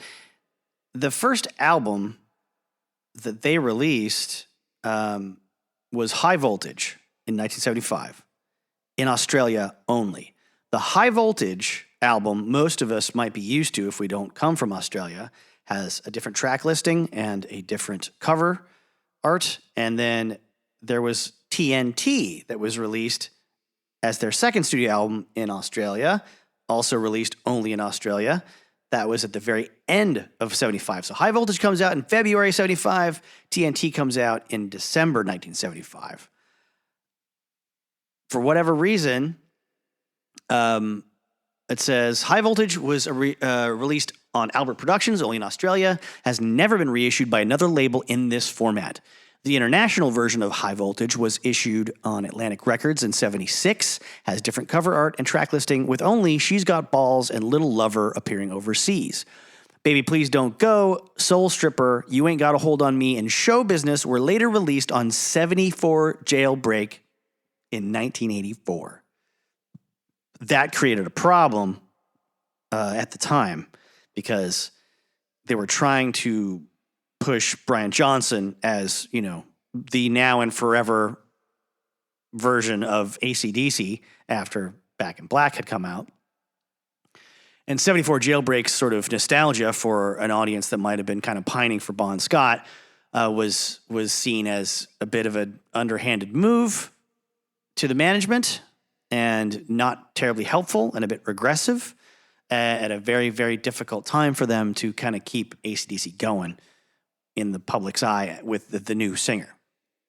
Other songs from this album, Stick Around and Love Song, were released on Backtracks in 2009. And I guess the cover art was a concept of an electricity substation with a dog pissing against it. It's so tame now, says Chris Gilby of Albert Productions. But back then, we thought it was pretty revolutionary. Because of all this, I think the American version of Dirty Deeds Done Dirt Cheap is not the same as the Australian version of Dirty Deeds Done Dirt Cheap. I believe there's some discrepancies there as far as the track listing goes, because they're still trying to put out songs in America that had never been released before. Now, back to the negative attention that AC/DC was getting in Australia, there was a incident in the press where, the band sort of bragged about having sex with a total of 100 girls since they got back from the United Kingdom, and that's why they were so happy to be back in Australia. And then the headline in the Sunday Mirror was AC/DC boast of sex orgies, which was, I guess, not publicity they really wanted, but maybe they shouldn't have opened their mouths about how many girls they've been banging if that was the case. The day that story breaks, which is the 5th of December, in Melbourne, the Myer Music Bowl was going to host the Bay City Rollers across town. No, excuse me. AC/DC's at the Melbourne Myer Music Bowl. Bay City Rollers are at the Festival Hall across town on the same day. Both bands mostly from Scotland, I guess. Bay City Rollers definitely from Scotland, but AC/DC predominantly Scottish. And they were very squeaky clean and fun and sing-alongable. AC/DC was very not squeaky clean, but still fun and sing-alongable. And to draw out some some I don't know, unfavorable comparisons in the press, I guess, there were comments about the audience at AC/DC concert being the wildest bunch of teenage girls and male agromaniacs ever convened in one place. This concert where there were about 3,000 people inside the venue, another 2,000 outside who'd been, like listening and trying to sort of sneak in, I guess, and weren't going home. And Bon on stage on the microphone just demands that they be allowed to come in. And I guess someone decided to acquiesce to that request. So now there's 5,000 people in there, I mean, who knows what security was like at that kind of a show back then? Probably not enough that they would want to fight this crowd of like thousands of people and then someone over the PA system shouting to let them all in. They had that kind of power, back then. They could make that happen. They could be that dangerous. I mean, it might have been a lot more dangerous, I would think, to leave those people outside, quite frankly. But that's not the way people are going to see it the next day. Also, this performance is, I guess, historically pointed to as the first time Bon Scott debuted his new intro for The Jack, which, as we've covered, is about venereal disease of one kind or another. But in this case, he decided to really commit and introduced it with an a cappella version of Maria from West Side Story, although he was singing the word gonorrhea. Just got my first case of gonorrhea as an introduction to the song. Let's see, what's next? This also leads us into some more bad news for the band in America. They're not selling very well there, and the American Atlantic Records contingent decides they're going to drop the band after Dirty Deeds comes out. Even though Phil Carson tried his best to convince the presidents and founders not to drop them. He says, look, I sold 25,000 records in Europe. It's just getting started. Let's keep it going. And thank God they listened in spite of even the president of the company and his A&R staff not liking the band. I think Jerry Greenberg was listening to his A&R people, and fair enough, I think they'd sold 7,000 records in the U.S., so why would he continue really? So in one quote he says, Atlantic dropped them at that time, and the other quote he says, thank God they listened to me when I said don't drop them. Not very conclusive, but all right, fine, whatever. Now, when they're touring on Dirty Deeds in Australia, it's being promoted as a giant dose of rock and roll tour, the Giant Dose Tour. This is a colloquialism I did not grow up with. A dose of something in the parlance of the time was an infection, a large infection, a venereal disease infection of a great magnitude. So, wordplay humor. Because of all the negative connotations with their raunchy behavior and the exploitative stories about them in the press, and coupled with the bad reputation that punk rock is getting because of what's being done to the Sex Pistols in the press at the same time, and AC/DC being characterized unfairly as a punk rock band. There are multiple shows that get pulled at the last minute. Communities are outraged that AC/DC is coming anywhere near them and demand that the shows be canceled, which is what happens. So that, in conjunction with the relative failure of the United States, puts AC/DC in a pretty bad mood when it comes time to do Let There Be Rock. This is around the time when Malcolm starts to notice the appeal that a lot of American heavy rock bands are getting for their extended guitar soloing and, general fretboard fireworks. It's working out pretty well. Extended solos and arena shows, things like that for them.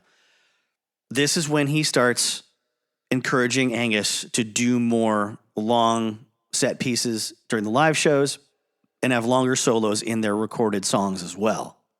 This is when Angus really starts to grow into becoming the guitar hero we all just assume he's always been.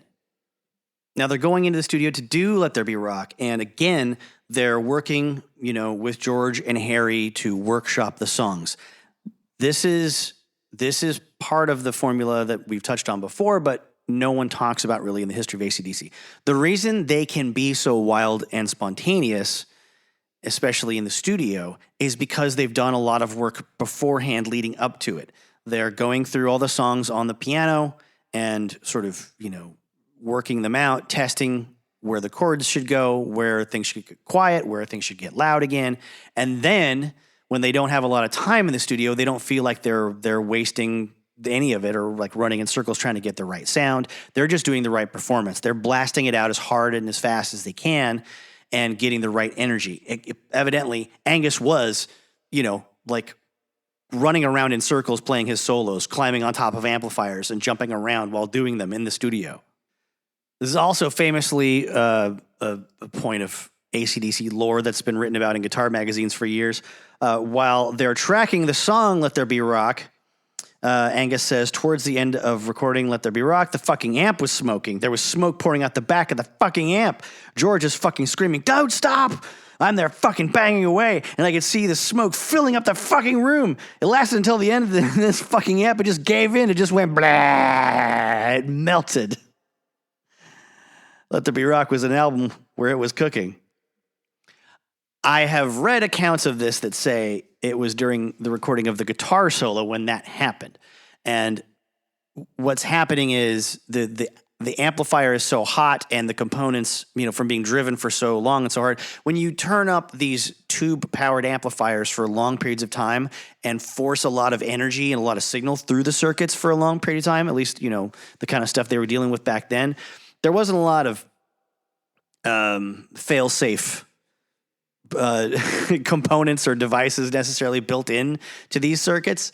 It was a lot of heat and a lot of energy and a fairly simple circuit. So things could travel pretty fast through that signal chain and destroy a lot of components. And sometimes bad things happen. Sometimes voltage is a little crazy, depending on what country you're in. There's a whole, I don't know. I honestly would assume Australia is sort of on the same higher voltage system for powering electric devices that Europe is. America is a little different. You can play a Marshall amplifier in America, and the Marshall will not receive the same level of voltage that it will receive when you plug it into an outlet in Europe.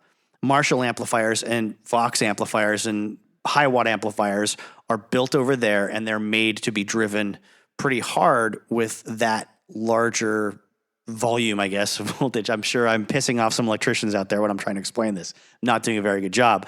But when you're running, amps all night and day and you're playing through those tubes really hard, they can take a beating internally, and those components, they can sometimes blow.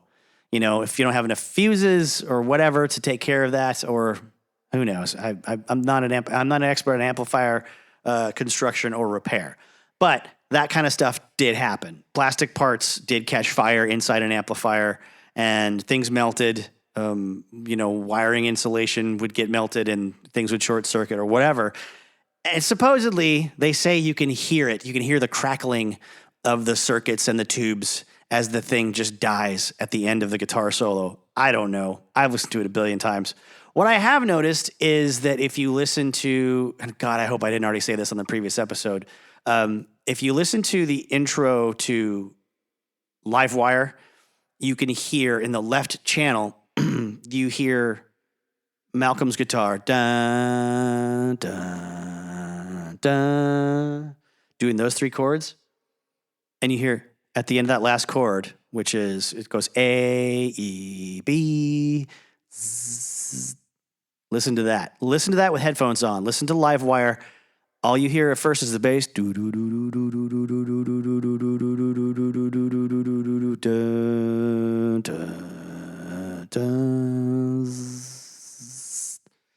That's the strings buzzing against other metal parts of the guitar, the frets, or some springs in the bridge or in the pickups. Like the possibly the springs, I don't know, or the screws holding things together. Maybe a pick guard screw rattling, or maybe a sympathetic vibration in a bushing in the tuning pegs up on the headstock. I've evaluated guitar buzz from like 7 different sources on hundreds of guitars. I won't say thousands, but hundreds for sure. I just love the fact that recording is so raw that you can hear that sound that people pay hundreds of dollars for guitar repair people to get rid of in their own instruments.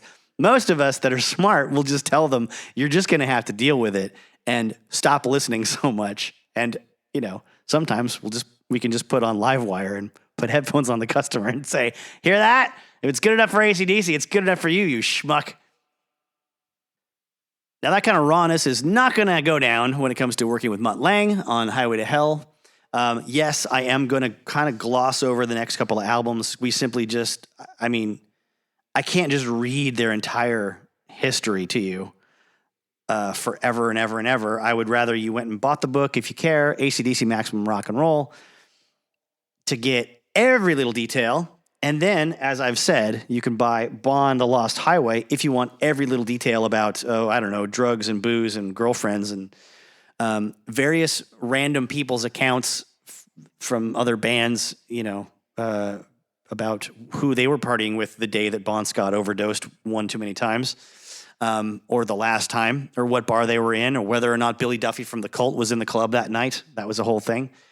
But I also want to say, from the bottom of my heart, if you wish there was more Bon Scott era AC/DC and you don't mind the idea of it being presented in a manner that is a little more modern, and I don't mean modern in terms of like the song writing or the approach to subject matter, but more a modern edged production style, still raw, still loud biting guitars and really bluesy solos and lots of energy, balls to the wall attitude. May I recommend a Seattle band that had one major album in the early 2000s called New American Shame. I think I'll try to include a link in the description to a YouTube playlist that is maintained by a member of that band that's moved on to other things, as they all have. I had the pleasure of seeing them play at the Showbox at the Market in Seattle around the time they were touring on that album, and they were opening for Buckcherry, but also playing support to Duff McKagan's Loaded. And they played Rock and Roll Damnation from Powerage perfectly. And Duff McKagan came out on stage and played, I think he was playing guitar at the time, because he was playing guitar in Loaded. I think he played with them. I don't think he played bass, if I remember correctly.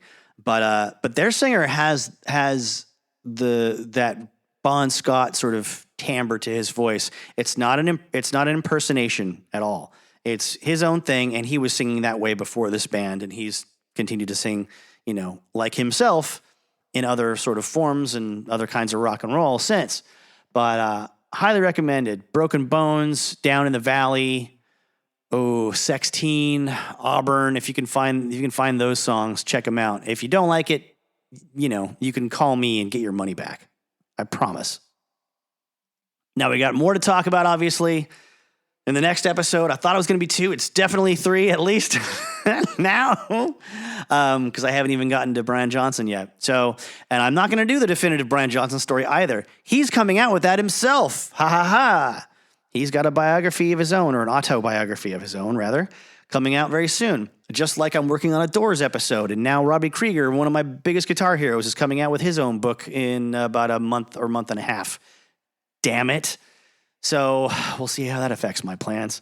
Hey, maybe I'll just do Maximum Overdrive like part 5, 6, and 7 when Brian's book comes out. But if you're a diehard fan, you're going to buy that. So I don't know. I don't know if there's any point. Call in. Tell me what you think. All right?